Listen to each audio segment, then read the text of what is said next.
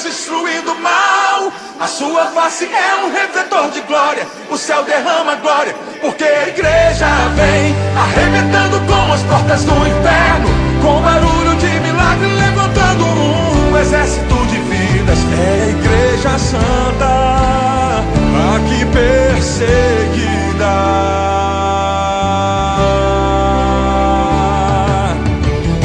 Tentaram acabar com a base da igreja. Sem ela a terra não povoaria o céu.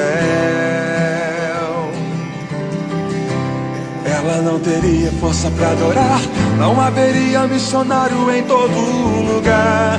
Mas o plano não deu certo. Não, não. Tentaram nos calar matando alguns irmãos, mas nada adiantou, surgiram mais cristãos,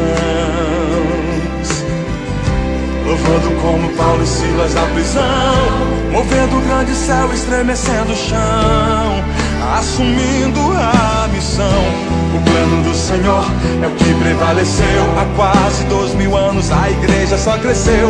Jesus é a cabeça e nos ensina a trabalhar. A base é muito forte, nada pode abalar. Por isso o inferno vive a chorar. A igreja não descansa, o tempo todo está lá, brilhando em toda parte. A igreja vem quebrando cativeiros pra salvar alguém. A igreja vem, a igreja vem com aquele que brilha mais que a luz do sol, dissipando as trevas, destruindo o mal.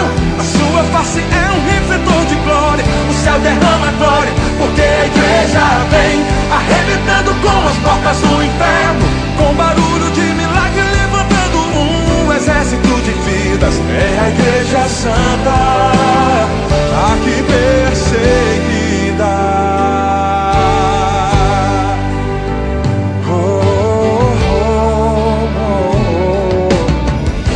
O plano do Senhor é o que prevaleceu. Há quase 2000 anos a igreja só cresceu. Jesus é a cabeça e nos ensina a trabalhar.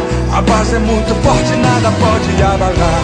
Por isso o inferno vive a chorar. Brilhando em toda parte, a igreja vem quebrando cativeiros pra salvar alguém. A igreja vem, a igreja vem com aquele que brilha mais que a luz do sol, dissipando as trevas, destruindo o mal. A sua face é um refletor de glória, o céu derrama glória, porque a igreja vem arrebentando com as portas do inferno, com barulho de milagre levantando um exército de vidas. É a igreja santa, aqui perseguida. O noivo vem aí, a igreja está se preparando pra cantar no coral, junto com os anjos. O noivo vem aí, eles estão te convidando.